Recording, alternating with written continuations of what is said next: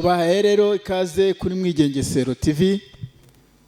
Twari tumaze iminsi tudaherukana, cyane cyane byagiye biterwa n'imirimo itandukanye, ariko ntitwabura kubishimira Imana. Reka twongere dutangire dusenga.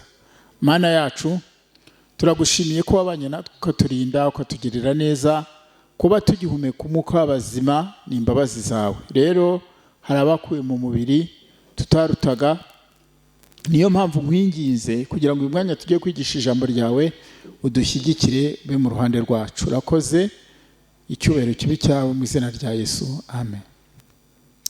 Uyu munsi rero turaganira ku magambo abiri. Turaganira ku kijambo ubwibone n'ijambo ryitwa umuvumo. Ibyo bintu ribaza utese kuki watekereje noneho kutwigisha ku bwibone cyangwa se kutwigisha ku muvumo, nuko ari byo birimbuye isi. By'umwihariko ukabona abantu bagenda barorongotana cyangwa se turorongotana, dukunze kwigisha ijambo ry'Imana tukabiherereza ku bandi, twe ntitwishyiremo. Ikindi kandi nza nkunda kumva abahanuzi bahanura, bagahanura ibyago, bakabihanura babijyana kure cyangwa se babivuga ku gihugu, ukagira ngo bo bafite imyobo baba bicayemo ibyo byago byaje. Niyo mpamvu mvuze ni reka twese dufatanyirize hamwe twishyiremo. Muri iyi minsi ijambo ry'Imana ryabaye ingume, n'amagambo ariho ubona ari amagambo adashobora guhindura abantu, cyane cyane ko iyo urebye ivugabutumwa ryahindutse bizinesi ahantu mu buryo bwinshi butandukanye. Hari ibintu byinshi umuntu yashingiraho, aho avuga ahera ko avuga ko ari bizinesi, cyane ko abantu dukunda kwigisha mu buryo abantu bafashwamo, tukababwira ibintu byatuma banesha barwana intambara, tukababwira ibintu byatuma babona amazu meza, byatuma babona abagabo beza cyangwa abagore beza, byatuma babona ubutunzi, babona imodokari, bakabona akazi keza, inzira banyuramo, tukabigisha bagafashwa. Tuza dukurikira abantu bamwe bari kwigisha, ariko umuririmbyi umwe niwe waririmbye ati uwaba atinyutse ibyago byose naza akurikire umwami Yesu. Iyo nzira rero irimo ibyago. Twihuse rero ndagira ngo duhere ku ijambo ryitwa ubwibone. Ubwibone bukomoka he? Butuye he? Butuye mu kihe gihugu cyangwa se muri ihe shyamba? Bukorera he? Bushyikira he? Ese ubwibone busa n'ihe nyamaswa? Naho ngaho ngira ngo tuganire. Ubwibone ngo buva ikuzimu, buva hasi kuzimu cyane kwa shitani. Iyo bwazamutse ntabwo bwo buzamuka bwica abantu, ariko bufite ibyo buba buhetse. Ubwibone burabyara, bugira ibintu bubyara.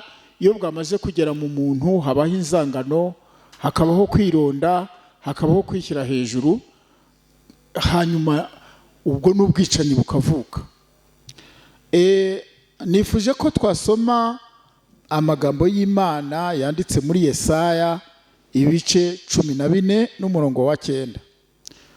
Ikuzimu hahagurukijwe no kugusanganira, hakuzuriye abakuru bo mu isi bose bapfuye, hakuye abami b'amahanga bose ku ntebe zabo. Abo bose bazakubaza bati, mbese nawe ubaye umunyantege nke nkatwe?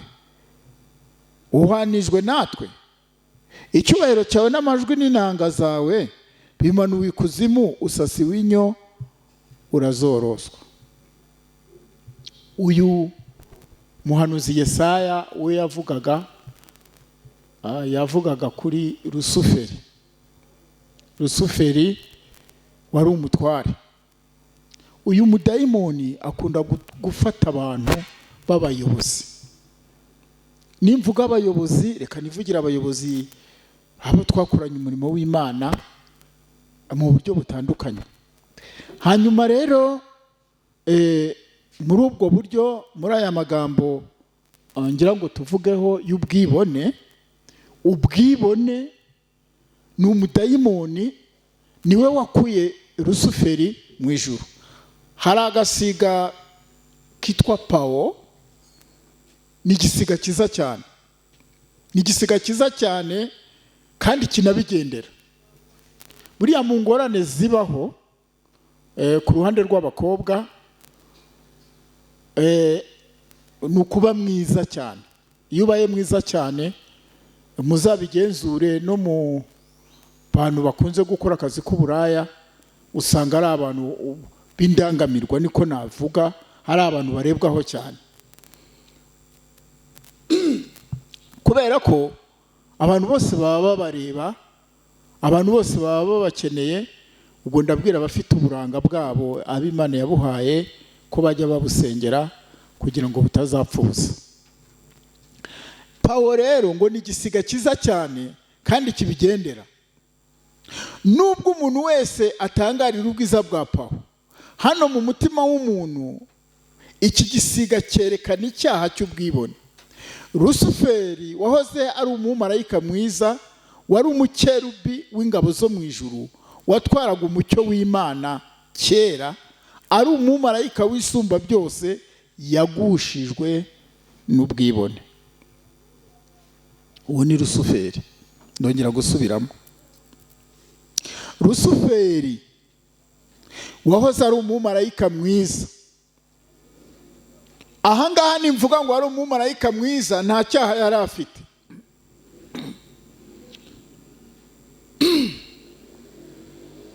Aha niho Pawulo yavuze ati, umuntu wese uvuga ko akijijwe, umuntu wese uvuga ko yubaha Imana, n'uhagaze yirinde atagwa. Hari n'abaroshywe mu nyanja, n'abagushijwe n'umuraba, ngo nitwe twese tugomba kujya kubashaka. Rusuferi ngo yari umumarayika mwiza, wari umukerubi, apana umuserafi. Buriya hariho abamarayika b'uburyo bubiri, hari abo bitwa abaserafi, hakabaho n'abakerubi. Abaserafi ni abamarayika batumwa hano mu isi, bafite ubushobozi bwo gukorera hano mu isi no mu ijuru. Bazana ibisubizo hano mu isi, bakajyana n'ibibazo byacu, bakazana ibisubizo babikuye mu ijuru, babonana n'umuntu uri mu isi, bakabonana n'Imana. Noneho abakerubi ni abamarayika batava mu ijuru, baba mu ijuru. Nibo barinze, nibo navuga ko nibo barinze ijuru, nibo bategurira abera, nibo bategura ibyicaro abana b'Imana bazicaramo bavuye mu isi, nibo n'ibisubizo dukenerwa duhabwa, nibo babitegura bakabishyikiriza abaserafi. Uyu rero Rusuferi niwe ngo yari umutware w'abakerubi, yari umuyobozi uyobora abakerubi. Abakerubi rero hakabamo n'abamarayika baba hafi y'Imana. Sinavuga ngo barinze Imana, kuko umuntu ukenera uburinzi ni uko no gupfa ubwo yapfa. Ntabwo barinda Imana, Imana ntabwo irindwa, Imana ntabwo ikeneye umutekano, ahubwo nitwe tuwukeneye. Buriya abantu, niyo mpamvu ubona abantu bavuga bati bakajije umutekano wakajijwe. Nk'iyo abayobozi bagiye gutambuka bakaza umutekano, impamvu bawukaza n'iki? Nuko baba batekereza bati hari abagizi ba nabi bagenza gutya na gutyo. Rero ntabwo navuga ngo Imana ngirinzwe n'abakerubi, oya, nabahaba. Ntabwo Imana ikeneye umutekano, iyo ubwayo ni umutekano. Hanyuma rero Rusuferi uyu watwaraga umucyo w'Imana, yari protokole w'Imana. Ni ukuvuga ngo ahantu Imana igiye kujya niwe wamanzaga, niwe wagendaga imbere. Yatwaraga umucyo w'iki? w'Imana. Ibyo yabikoraga ngo kera ari umumarayika wisumba byose. Kuvuga ngo yari umumarayika wisumba byose bishatse kuvuga ko nta wundi wabaga hafi y'Imana niwe. Hanyuma rero yagushijwe n'ubwibone ahinduka umwanzi w'Imana. Impamvu navuze kuri iki cyaha cy'ubwibone, iyo umuntu yamaze kwibona ahinduka umwanzi w'Imana. Tuvuga ngo kumubwira ibintu by'Imana kuri we nta kintu bivuze. Kubera iki? Ubwibone. Umudayimoni w'ubwibone iyo umubwiye ko Imana ibaho akubwira ko ntayibaho,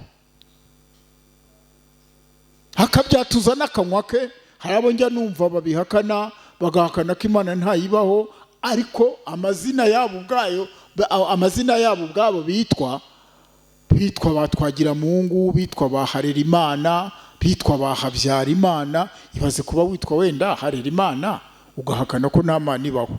Ubwo urumva uwo muntu aba adafite ikibazo, aba afite ikibazo. Nigeze nabaza ababyeyi, ndababaza nti kuki nitwa gutya, kuki nitwa Kavamahanga?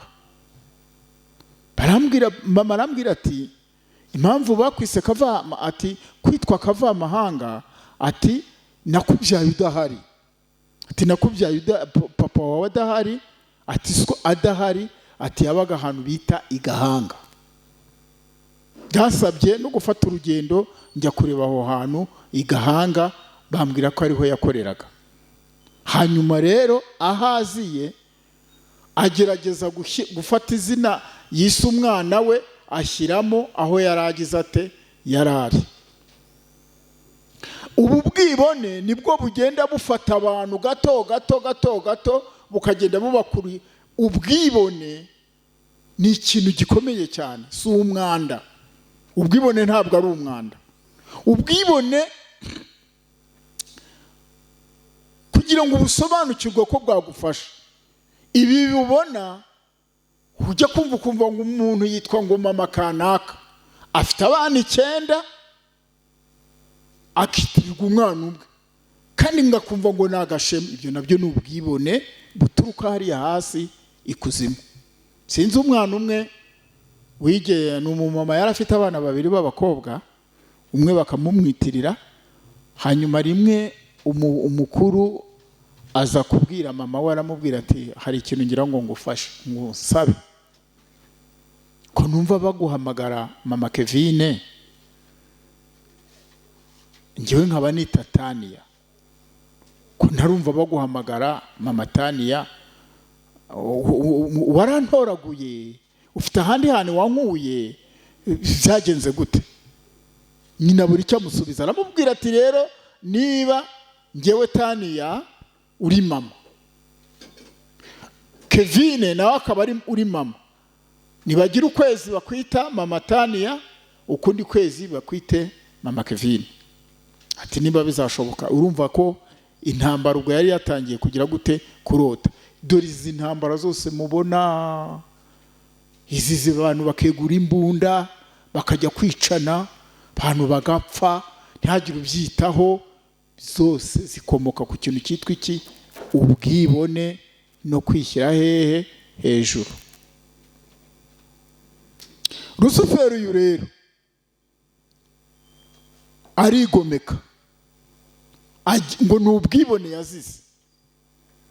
Noneho hari ibintu yasabwaga gukora.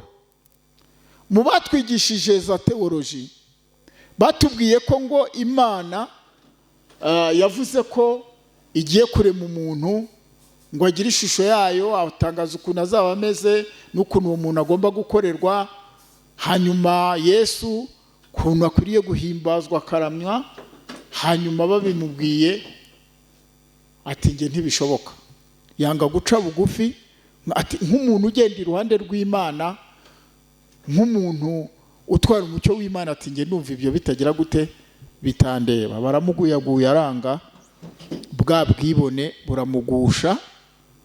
Ikintu kiranga umwibone umugira inama ku bintu bigaragara nabe yakumva. Ntabwo ashobora kukumva kuko Rusuferi aba ahagaze muri we, kandi iherezo ni ukukwica urupfu rubi. Ubu bwibone rero, amaze kwibona yanze kumva, nibwo ngo yahindutse umwanzi w'Imana. Nagira ngo rero mvuge kubibone bahindutse abanzi b'Imana. Iyo twibonye tukibona duhinduka abanzi b'iki? B'Imana. Ayo magambo aboneka muri Yesaya ibice 14 umurongo wa 9 kugera kwa 17, cyangwa se mu gitabo cy'umuhanuzi Yezekiyeli ibice 28 umurongo wa 12 kugera kwa 17. Ubwibone buva hasi cyane, ikuzimu.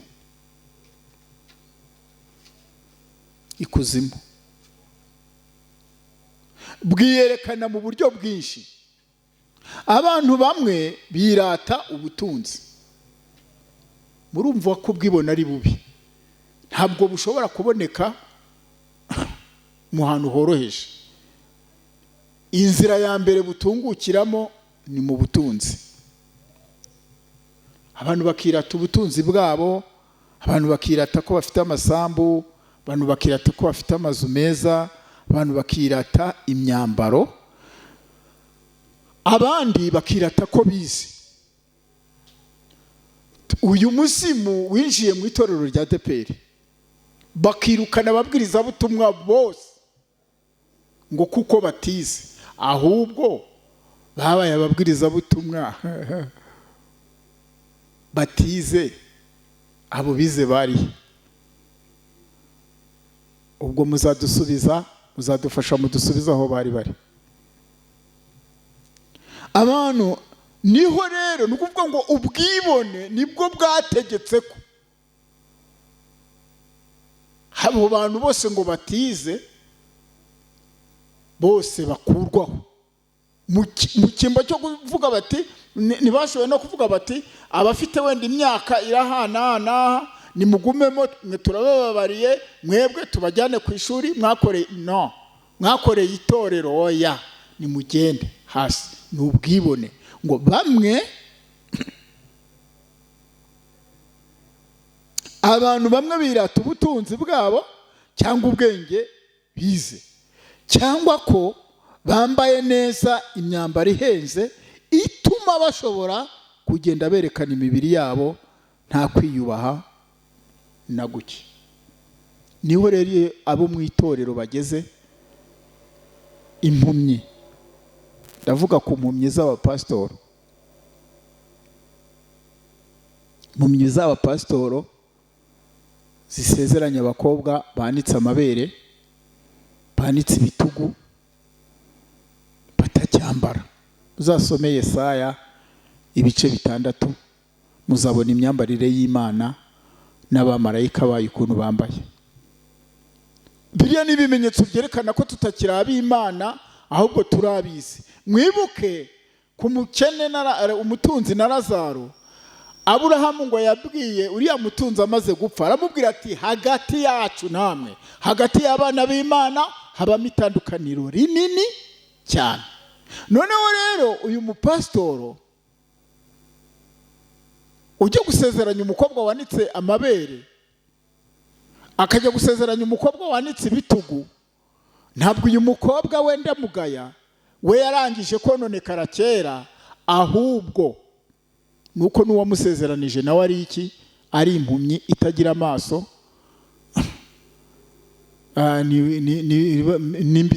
mbisani nimubanguke mwankereje. Ariko ibyo bintu byose Yeremiya yarahanuye ngo hari abavuzi bavura ibyaha babica hehe? Hejuru.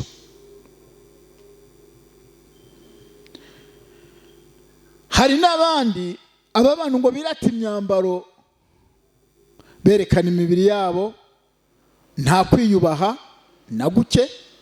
Abandi usanga barigize indangamirwa, berekana amatako yabo, berekana ko bafite amenyo meza. Hari umukobwa umwe nashimye yaravuze ngo mu kuzimu nta VIP haba. ntayihaba nshuti. Mu kuzimu nta VIP yaba afite amenyo meza, mu kuzimu nta VIP haba yaba afite uruhanga rwiza, mu kuzimu nta VIP ihaba y'abantu bari bafite amagorofa maremare. Niyo ngiyo twese turagera. Iby'Imana yateguye biba ku mirambo y'abitabye Imana ni bimwe.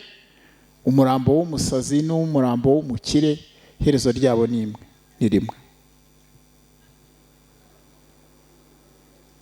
Naha rero uzasanga abamama aho kwambika icyubahiro, kwiyambika icyubahiro cy'Imana barakiyambuye bagahitamo kwambara ubusa.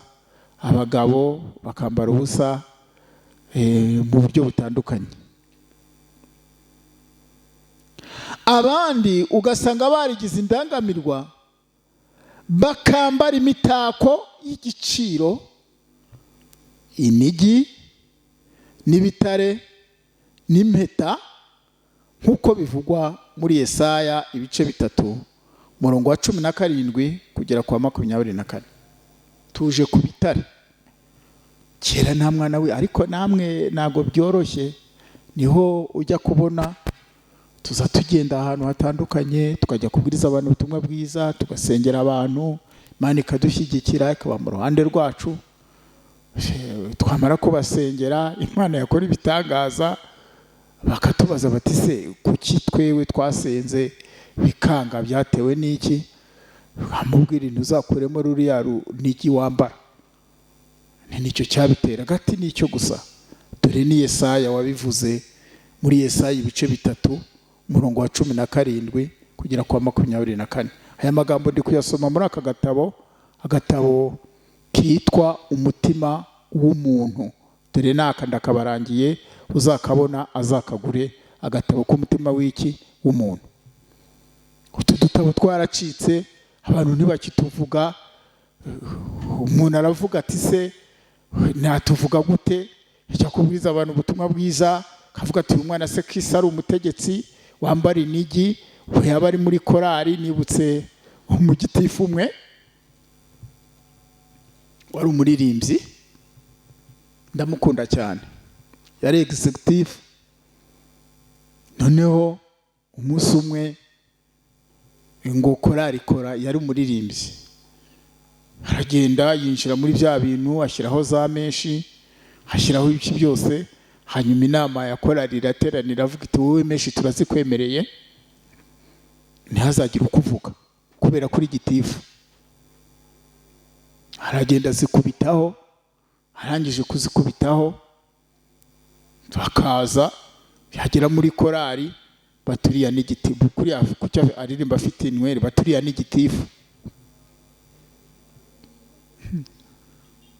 Ariko Imana itemera ko ubugingo bwacu buzimira, ntiyakundi ubugingo bwanjye kubura, yabucungu shigiciro iteka arafata. Yesu ntabwo yakundira ubugingo bwacu kubura.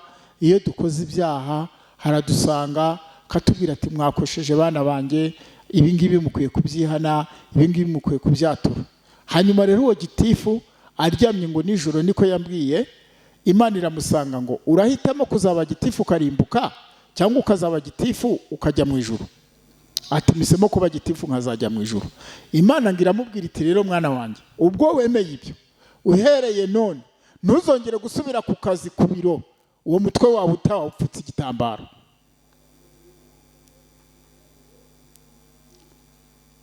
Za menshi ziracyafite agaciro ubwo? Nuko menshi aragenda zikuraho, amaze kuzikuraho akajya yitegera igitambaro. Icyakurikiyeho ni iki? Umunsi umwe rero ajya mu kazi, ngo yinjiye mu biro, niko yambwiye, abo bakoranaga bose, ngo umwe ngo ababwiye undi, abona abantu bose baranoshanye, bati gitifu ateze igitambaro mu mutwe. Baranoshana, bareba ukuntu yaje yambaye. Noneho ngo umwe asanga undi mu biro, aramubwira ati waje kureba ko meshi yazikuyeho ngo urebe ukuntu yaje yiteze igitambaro, usomwe na bose mugenzi wanjye ubiki urwandiko. Hanyuma ikintu cyakurikiyeho rero nanone, uwo ngo wasanze undi ngo yagiye kumva yumva aramubwiye ngo yaratabirimo neza none yabyinjiyemo neza. Imana ishimwe. Bukeye ngo hari umuyobozi mukuru yambwiye ko yari ministre wagombaga kuza gusura akarere kabo, hanyuma bamutora ko ari we uzayobora protokole. Agenda yakenyeye yashyizemo n'akagatambaro ke. Byarangiye gute rero? Abandi rero bagenda bakubisemo twa dupantaro twabo tugezeho, tumwe tubafunze n'udushati bikokinze, reka sinakubwira amatiro, sinakubwira bakubitaho. Noneho yarambwiye ati atumva uko nasaga, ati nari meze nk'igikona kiri mu nyange. Ati abantu umuntu wese wambonaga yarambwiye ati se shaho, ati ubu ngubu birakugendekera bite? Ati ko ati akazi bazakagukura, ati niba atakagukuraho ati bazakudegarada bakumanura bakujyane hasi. Biramushobera, ati ntangira gukuka umutima, ati najya kubona nkabona umwe anciyeho yambaye ipantaro, ati n'umukecuru twakoranaga ati nkabona yakubisemo ipantaro. Ibaza umukecuru wambaye ipantaro n'ukuri ngakamasa kazaca izindi kagira gute kazivukamo. Reba umudamu, njya mpura n'abadamu bambaye amapantaro bahetse abana. Hari uwo mperutse kujyana nawe mu modoka yambaye ipantaro n'agapira, isereri iramufata atangira kuruka, icyarukamo. Iyo agira igitenge aba yaragifashe igitenge akaba ari icyarukamo. Nuko abantu baravuga, hari umumama wari wicanye batarika namwe murakabye, ati ubundi umuntu w'umubyeyi uhaguruka mu rugo ute wambaye ipantaro n'umupira? Ati ntabwo uzi ko ushobora guhura n'ibibazo. Ibyo yadukoreye mu modokari n'agahomamunwa sinabivuga. Nuko Gitifu arumirwa, ubwoba buramufata.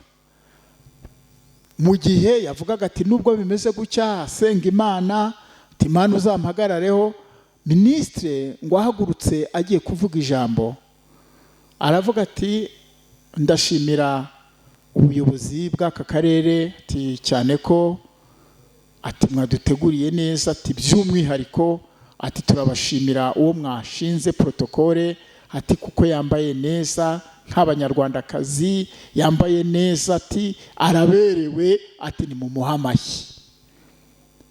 Yo wa mutima ngo wari umurimo Imana ibirawutujije. Hanyuma ku minsi yakurikiyeho ngo hari abaje mu kazi bakenyeye, barababwira bati ibyo ntabwo ari ibyanyu, ni iby'uriya wabitorewe, ni iby'uriya wabihawe n'iki n'Imana.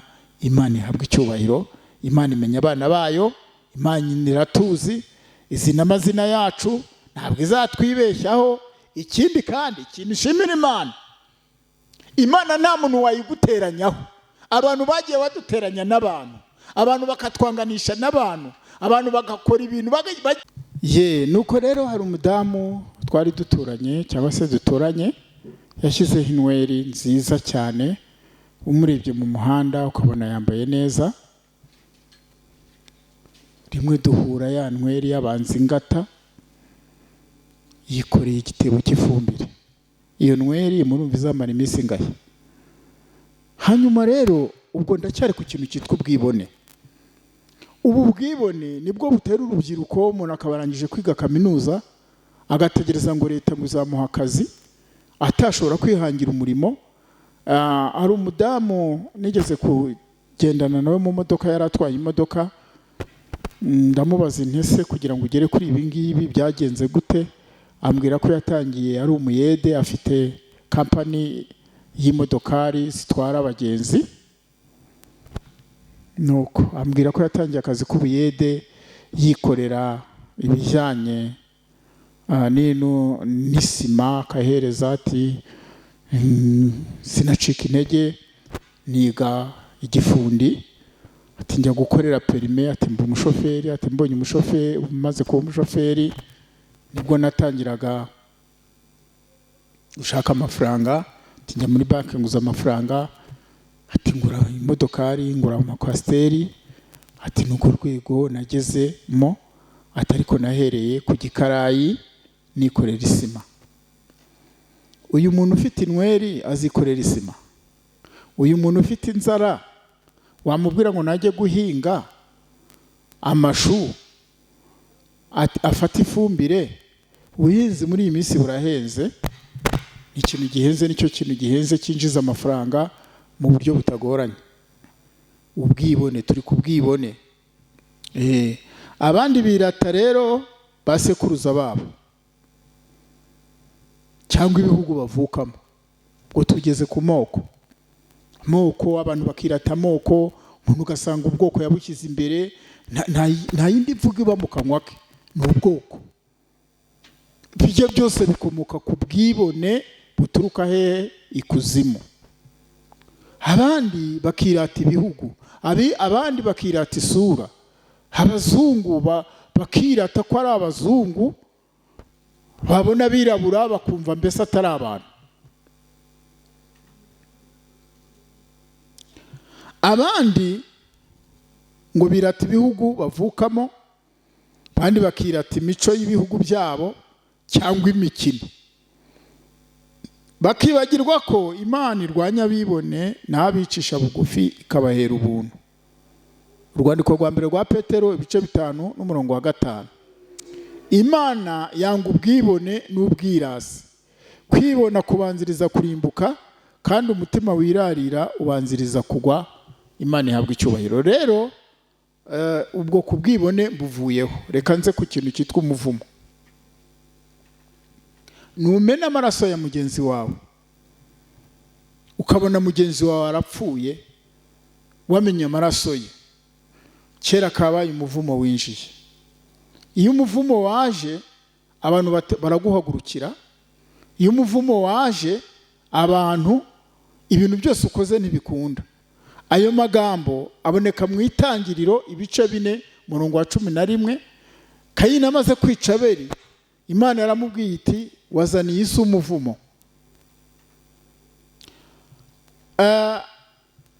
Umuvumo kandi nanone iyo twagwanije umurimo w'Imana, Imana iratuvuna, umuvumo uradufata. Hari abantu benshi bagiye barwanya umurimo w'Imana, umuvumo ukabafata. Yosuwa yavumye abantu b'Iyeriko, yavumye Yeriko. Ntabwo mvuze ngo yavumye abantu b'Iyeriko, yavumye Iyeriko. Aravuga ati umuntu uzubaka Yeriko atazapfusha ifura, ati umuntu uzavuma, umuntu uzakinga inzugi z'iri rembo ryatugoye gutyo azapfusha umuhererezi. Sinzi umugabo ngo wabigerageje harabikora, niko byamugendekeye. Icyo cyitwa iki? Umuvumo. Iyo rero umuntu afite umuvumo ni ikintu kigoye. Umuvumo kandi uvindimwe n'ubuhemu. Umuntu uvumye ntatanwa no guhemuka. Bari abantu bose bahemuka ntabwo ari bo babikora, babikururirwa n'imivumo bafite. Bagira amafaranga akayoyoka akabaca mu myanya y'intoki kubera umuvumo. Hari n'umuvumo ukomoka ku kudatanga icyacumi. Ibyo ni birebire, tuzabigarukaho Imana nidushoboza. Uyu muvumo niwe ugenda winjira mu bantu, abantu bakagambanirana, abantu bakicana. Uyu muvumo niwe ujya kubona ukabona abantu bemerutse guhura n'abantu. Umuntu yarantwaye kuri moto, ndamubwira nti maze witegereze mu bantu, ati abantu bose babaye indakare. Ureba abamotari bagenzi bawe urajya ubona ukuntu barakaye, ari indakare. N'abatwaye imodoka ujya ureba. Nuko duhura n'umugabo wari mu modoka nziza ariko yabishe, tubona undi nawe yabishe. Arambwira ati se muze, ati birategwa n'iki? Ndamubwira nti ni umuvumo uri kuzenguruka mu bantu, ko abantu bagomeye Imana. Abantu ntibashaka kubwirwa iby'Imana, abantu ntibashaka gusenga Imana, abantu mbese kuvuga Imana mu matwi y'abantu ntibabikeneye. Nikeretse kubabwira inkuru, ntuzarebe ku ma YouTube ibintu byirwaho ni impfu z'abantu. Inkuru ishimishije twabonye ni yuko abangaba bapfuye hapfuye aba n'aba. Ukajya kumva umuntu ati byanejeje cyane, ati mfite inkuru nziza cyane. Iyo nkuru nziza yajya kuyifungura ugasanga atangiye avuga abantu ibihumbi n'ibihumbi bagize gute, bapfuye. Ibyo nabyo ni iki? Ni umuvumo. Yosuwa rero yavumye Yeriko. Ni ukuvuga ngo ubundi umuvumo iyo wagufasha, uraza ugafata ubutaka, ugafata ku bintu utunze, ukongera ukajya ku kirere, ukajya ku masoko, aho hantu hose ukahicara. Yosuwa rero avumiye Yeriko. Buriya murabona buriya akamvuga kuri Yosuwa yari afite imbaraga. Iyo Imana yaguhamagaye kuyikorera iguha imbaraga. Yari afite imbaraga zo mu maguru, kuko Imana yaramubwiye ngo aho azakandagira hose hazaba habaye. Imana irongera iramubwiye ngo nta muntu n'umwe warinda kuguhagarara imbere. Yari afite imbaraga ziri mu birenge, akagira n'imbaraga z'amaboko, akagira imbaraga z'akanwa. Ikintu yavumaga, umuvumo yavumaga kabaga kabaye. Akagira n'imbaraga zo mu mutwe, zo mu bitekerezo. Yari afite n'imbaraga z'amaboko. Yosuwa iyo yatakaga urugamba bose bakuragaho. Naho Mose we, buriya Mose yari afite imbaraga zo mu maboko no mu kuvuga. Nizo Mose yari afite. Ni nayo mpamvu muzibuke bamaze kwambuka Yorodani ngo nibwo Abisirayeli batangiye kumwemera. Imana yaramubwiye iti uyu munsi ndatangira kugukuza. Bambutse rero Yorodani bakoresheje ibirenge, ahantu hose ngo bakandagiye amazi akagira ate, akibwiriza akava mu nzira. Cyo ni igitangaza gikomeye cyane.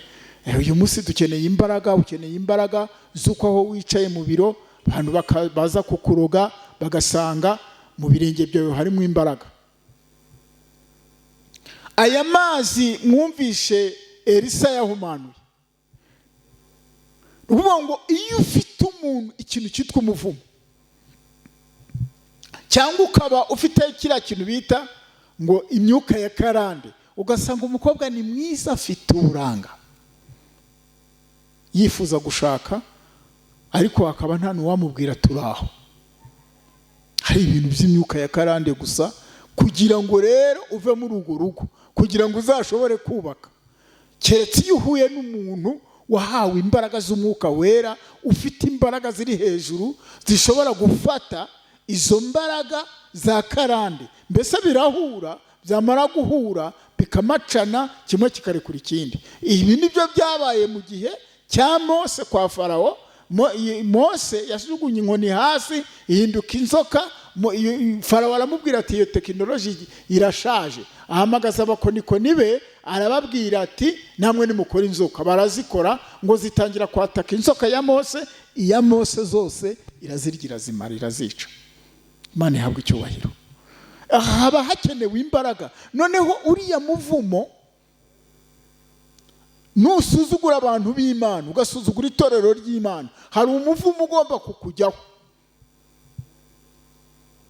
Kugira ngo uwo muvumo ukuveho, nuko uhura n'umutambyi w'Imana. Kandi yanakuvumuye hari igitambo ugomba gutanga.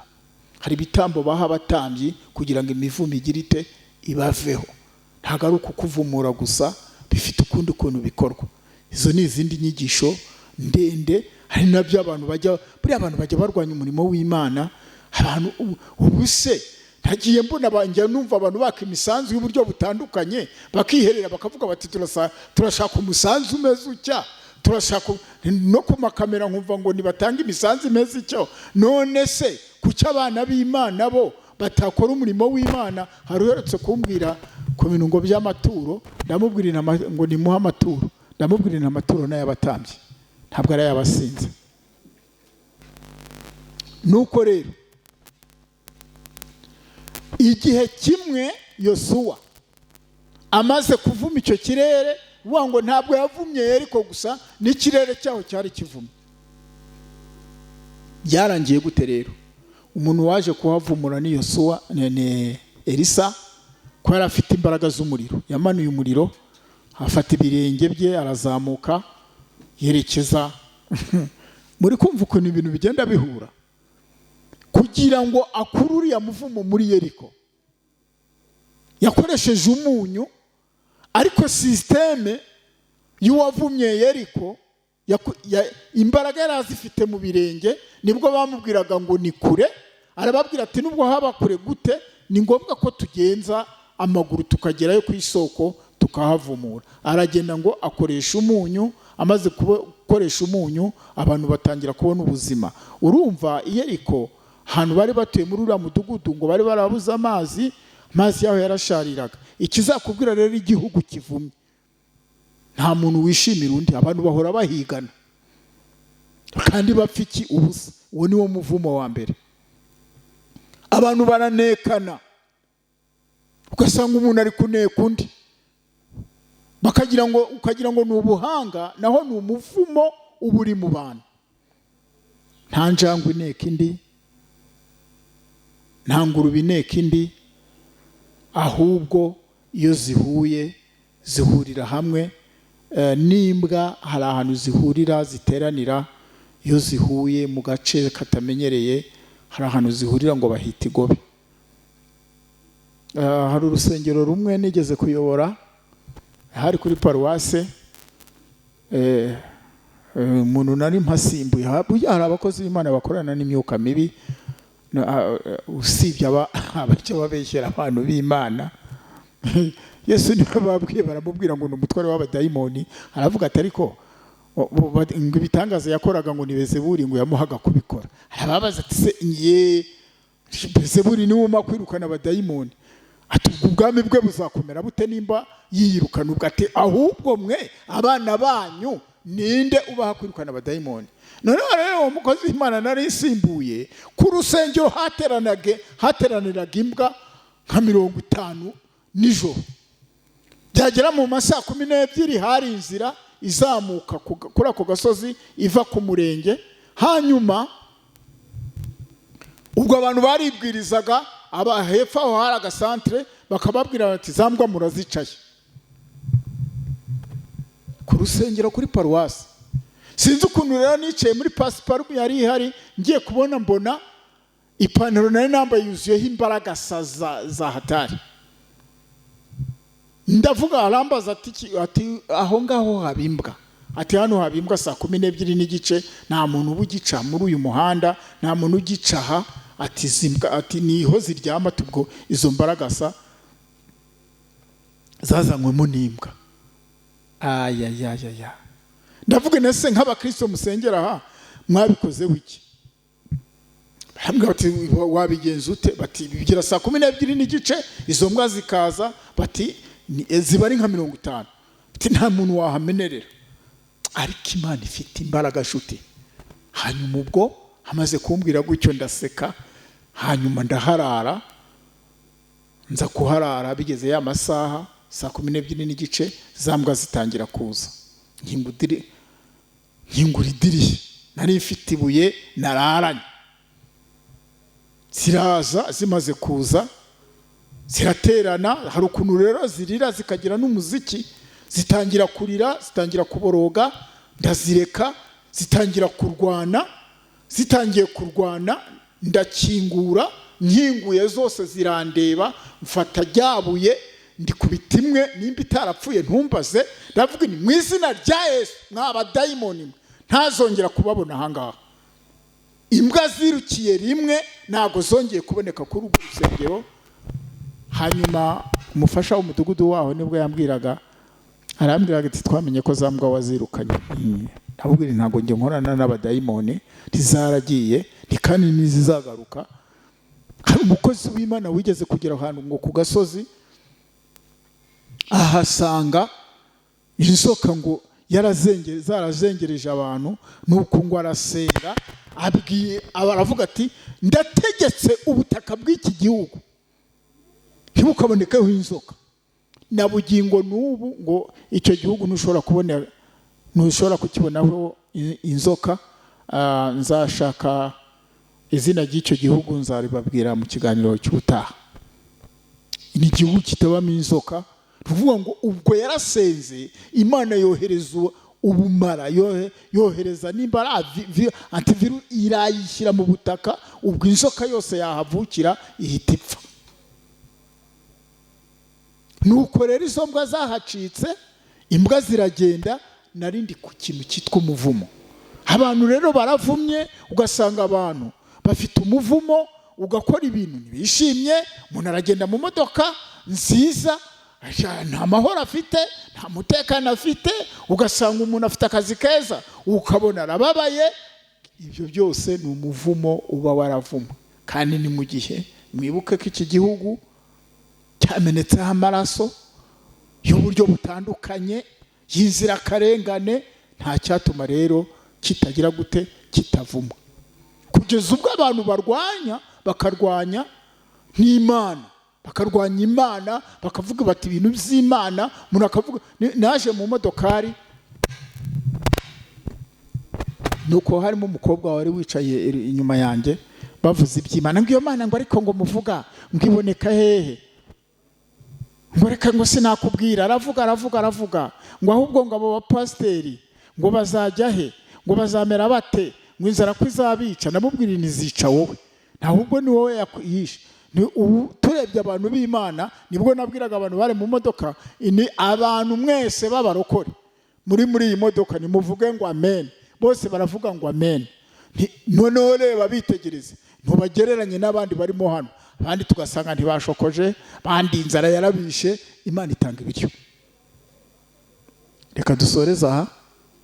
Kugira ngo rero umuvumo uveho, ni ngombwa ko haboneka abo bitwa abatambyi, bakitwara ku Mana, bakajya kuvumuza igihugu, bakajya kuvumuza itorero, bakajya kuvumuza ubucuruzi, bakajya kuvumuza akazi. Mbese imivumo yabaye imivumo, abantu bagatungwa no kubeshya. Umuntu akajya kuri YouTube agakora ikiganiro ari kubeshya, arabizi neza ko ari kubeshya. N'agahinda gakomeye. Imana idusange. Dukeneye abatambyi batuvumura, dukeneye abatambyi badukuraho imyuka ya karande, dukeneye ba Yosuwa bafite imbaraga mu birenge, bakazigira mu maboko, bakazigira mu kanwa, bakazigira no mu mutwe. Imana ihabwe icyubahiro. Turashoje rero. Wowe wumvisha ubu butumwa bwiza, ugenzure ko waba umuvumo utari hafi yawe. Wowe wumvisha ubu butumwa bwiza, urebe ko udafite ibimenyetso by'ubwibone. Nabarangiye kano gatabo k'umutima w'umuntu, kabivugaho neza cyane. Imana ibashyigikire. Abazagira umugisha muzakagure kandi muzagasome. Ntabwo nducuruza, ntabwo ari publicité, ni publicité nanje, ahubwo naragakunze cyane. Ni agatabo kavuga ngo umutima w'umuntu, indorerwamo y'iby'umwuka, ngo umutima w'umuntu urusengero rw'Imana cyangwa aho Satani akorera. Ni bibiri. Udakorerwamo n'Imana akorerwamo nande? Na Satani. Kandi ijambo ry'Imana riravuga ngo tuzabamenyera kuki? Ku mbuto zabo. Imana ihabwe icyubahiro. Reka dusenge rero, tubashimira Imana. Muri commentaire muzatanga n'ibindi byifuzo bindi tuzabibona. Imana ibahe umugisha. Mana yacu, turagushimiye kubwo kugira neza kwawe. Tumaze iminsi tubona abantu bafite imivumo itandukanye. Abantu bagakora ariko ntibagira icyo bageraho. Abantu bagahinga ibyo bejeje bikayoyoka. Mwami, abantu ukabona ntibishimye, bari mu modokari nziza. Abantu ukagira ngo bafite umunezero, naho akaga karaje. Turasenze, wohereze umwuka wo kuvumura abantu bawe. Twirukanye umuvumo mu bantu, twirukanye ubugome buri mu bantu, ubugome buri kwangiza abantu, ubwibone buri kugenda bwangiza abantu. Abantu bakicana kubera ubwibone, abantu bakicana kubera ibihugu bavukamo cyangwa ubwoko runaka, bugahaguruka bukica abandi. Uwiteka Imana Nyiringabo, nta wundi watabara abantu keretse wowe. Turagushimiye aya magambo yumva, umutere kwihana no gusubiza ubwenge inyuma, cyane ko abantu bataye ibyiyumviro. Abantu ntibagishaka kugirwa inama, abantu ntibagishaka gutunga urutoki ngo umuntu nababwira ati nyabuneka ibi bintu sibyo. Abantu bakarakara. Hakenewe imbaraga z'umwuka wera zo gutsinda ibi bigeragezo. Urakoze. Icyubahiro kibe kiri mu izina rya Yesu. Amen.